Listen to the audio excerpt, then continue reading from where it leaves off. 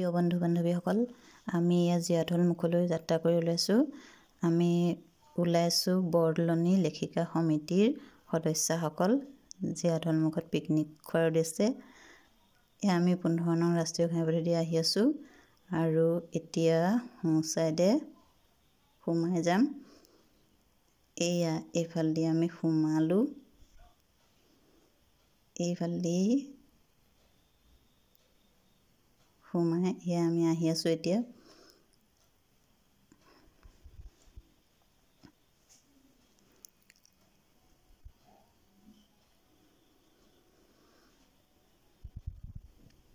আমি এতিয়া জয়ৰামপুৰ পাম।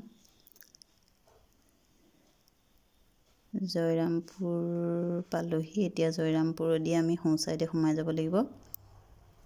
সোঁ চাইডে সোমাই প্ৰায় 10 কিলোমিটাৰমান যোৱাৰ পিছত আমি জীয়াঢল মুখ পাম। আমি সোঁ চাইডে সোমাই আহিলোঁ।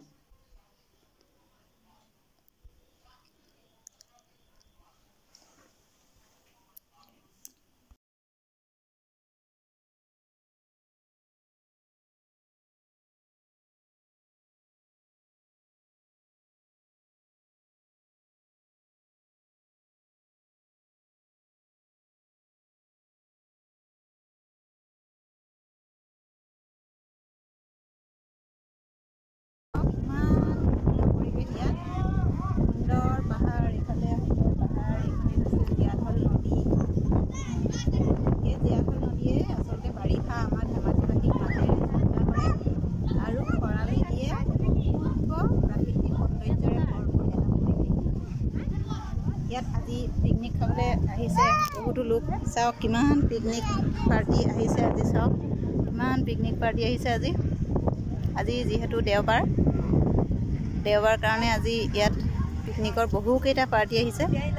পৰিৱেশটো চাওক, ইমান সুন্দৰ পৰিৱেশ।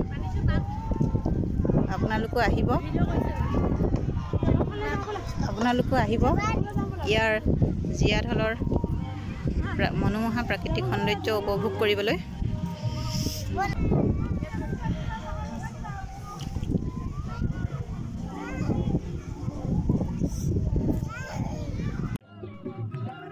আমাৰ জিনা বাইদেউ আৰু নীলিমা বাইদেৱে পাচলি কুটাৰ কাম আৰম্ভ কৰিছে আৰু কুঞ্জ বৌ আৰু মালিনী বাইদেৱে ইতিমধ্যে চৌকাত জুই দিছেই।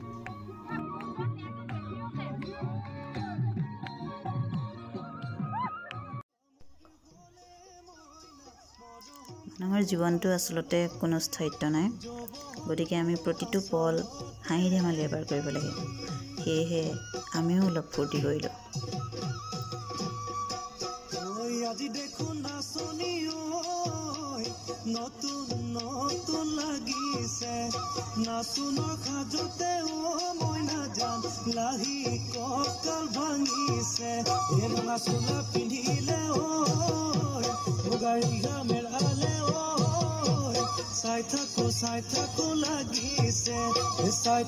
চাই থাকো লাগিছে আজি।